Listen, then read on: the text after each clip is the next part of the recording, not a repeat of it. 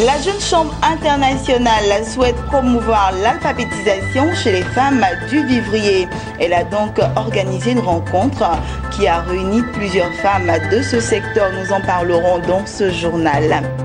Et puis la Côte d'Ivoire, à travers la chaire UNESCO aux femmes et pouvoir de décision, a été identifiée pour intégrer un programme régional de l'UNESCO. Bonsoir à tous, bienvenue au journal de Business 24 Africa. L'édition 2017 de Femmes Jessis, Femmes Leaders a eu lieu à Abidjan. Cette rencontre organisée par la Jeune Chambre internationale vise à promouvoir l'alphabétisation chez les femmes du vivrier en vue de faciliter leur autonomisation. Plus de 100 femmes issues de la Fédération nationale des sociétés coopératives de Côte d'Ivoire ont été instruites sur l'alphabétisation et ses avantages. Maxoubi. Elles sont une centaine de femmes issues du secteur vivrier venues de toutes les régions de Côte d'Ivoire. Elles ont massivement répondu à la sollicitation de la Jeune Chambre internationale, la JCI, pour échanger sur la problématique de l'alphabétisation présentée par la JCI comme un facteur d'autonomisation de la femme. C'est un moment qu'ils cultivent, qu'ils produisent, après qu'ils vendent, qu'ils commercialisent. C'est un plus que nous allons leur apporter en sachant lire. Elles pourront gérer leur stock, elles possèdent de marchandises. Pourquoi pas ne pas vendre en ligne à l'extérieur leurs différentes marchandises? Et je pense que c'est un bon moyen, c'est un vrai lien entre l'alphabétisation et l'autonomisation. Une femme qui sait lire est naturellement autonome. Elle n'a ni besoin d'une personne extérieure qui va gérer son business, peut-être sans qu'elle ne puisse savoir exactement comment est-ce que c'est géré. Mais là, elle a la même mise, elle a l'opportunité de voir clairement comment est-ce que ça se fait et de déterminer le mode de fonctionnement de son business. Tout ce qui est un citoyen donc, dans une société moderne doit savoir faire. Pour les personnes qui sont en affaires, donc qui ne savent pas lire et écrire en français dans la langue donc, officielle, il faut les aider à aller. On ne peut pas aller donc à un développement dans nos pays avec plus de la moitié des personnes analphabètes. C'est un potentiel qu'il faut donc élever pour que effectivement chacun puisse porter sa contribution donc, au développement économique et social des nations. Quant aux bénéficiaires de ce programme de formation, elles ont salué l'initiative de la Jeune Chambre internationale Abidjan-Ivoire. Une initiative qui, selon elles, leur permettra d'avoir une vision plus percée dans leur secteur d'activité, le vivrier. Je crois que c'est une bonne chose, c'est la modernisation du secteur vivrier et de la vente au kilo qu'on dit. Là, quand on sait lire, on sait écrire. Quand tu vas sur le net, tu vois beaucoup de choses, beaucoup de pays qui pratiquent la vente au kilo. Je crois que c'est une modernisation pour le secteur vivrier.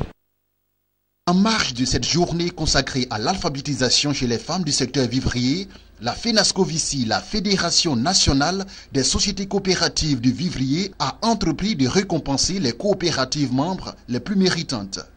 Du matériel agricole et des outils informatiques ont été distribués aux femmes. Ce sont au total 10 coopératives de la FENASCOVICI qui ont été distinguées pour avoir produit et écoulé le plus de marchandises. La femme n'est pas faite pour être mendiant. La femme est faite pour aider sa famille, pour aider en tout cas la population où elle vit. Je veux que la Côte d'Ivoire soit le premier pays où tout est pris en compte, où les femmes sont autonomes et que les autres pays soient... nous soyons les formateurs des autres pays. C'est ce que je recherche dans la main des femmes ivoiriennes. Et je lance un appel à ces femmes-là pour qu'elles se mettent vraiment au travail, pour que l'autonomisation, qu'on en parle beaucoup, que ce soit les ministères, le chef de l'État, que le gouvernement de Côte d'Ivoire en parle. Ils ne parlent pas parce que c'est bon pour eux, c'est bon pour nous-mêmes les femmes. Et elles doivent se mobiliser pour prendre ça en compte, qu'elles soient vraiment dans le bain.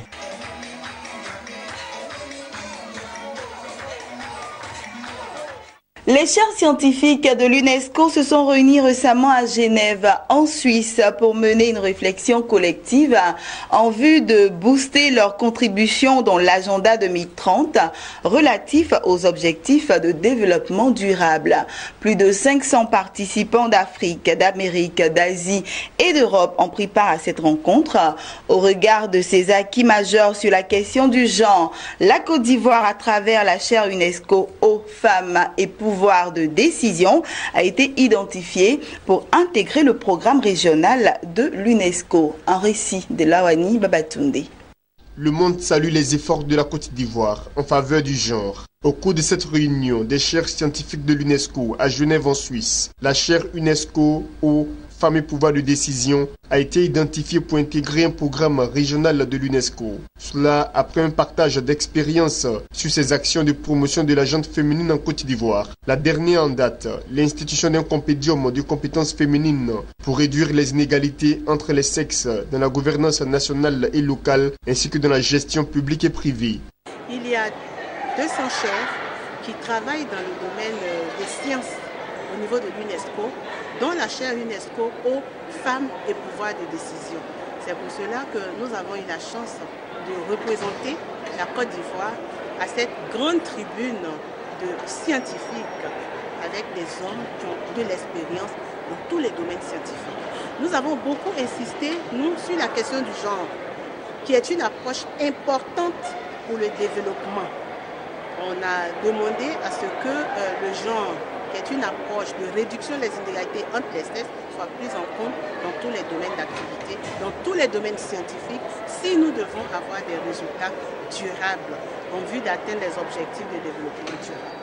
Cette rencontre de chaires scientifiques de l'UNESCO s'est tenue autour du thème « Mobiliser les chaires scientifiques de l'UNESCO pour l'action politique dans le cadre de l'agenda 2030 ». Organisé par l'UNESCO et le programme United Twin en collaboration avec le ministère des Affaires étrangères suisse, l'Université de Genève et le secteur privé suisse. Cette rencontre a enregistré plus de 500 participants d'Afrique, d'Amérique, d'Asie et d'Europe. Et on arrive à présent à ces informations en bref et en images. En Tunisie, le déficit de la balance commerciale du secteur industriel s'est creusé de plus de 4,6 milliards de dinars, environ 1,9 milliard de dollars au premier semestre 2017, contre environ 3,6 milliards de dinars, soit 1,5 milliard de dollars au cours de la même période en 2016, soit un gap de 26,34% selon l'agence de promotion de l'industrie et de l'innovation. Les industries du cuir et de la chaussure étaient aussi en hausse durant la période sous revue, selon les chiffres de l'agence. De leur côté, les importations ont également progressé pour atteindre 1,67 milliard de dinars, soit 690 millions de dollars, soit une augmentation de 14,1%. Dans ce sens, le secteur des industries du cuir et de la chaussure ont connu une évolution de 7,1%, alors que les importations du secteur agroalimentaire se sont envolées de 58,7%. Et puis on termine avec ceci. Selon une source diplomatique basée à Cotonou, la Chine a accordé une enveloppe de 50 milliards de francs CFA au gouvernement béninois pour la fourniture d'eau potable dans le centre du pays. L'accord de prêt a été signé entre le ministre béninois des Affaires étrangères et de la coopération et l'ambassadeur de la Chine près le Bénin. Ce programme ambitionne de développer les capacités de production et de distribution d'eau en milieu urbain et périurbain de 11 800 localités sans aucun point d'eau moderne fonctionnel. Selon le chef de la diplomatie béninoise, l'ensemble du programme pourrait atteindre plus de 2,7 millions de personnes en milieu urbain et périurbain. Voilà, c'est ici que nous refermons ce journal. J'aurai le même plaisir à vous retrouver vendredi 21h pour une nouvelle édition.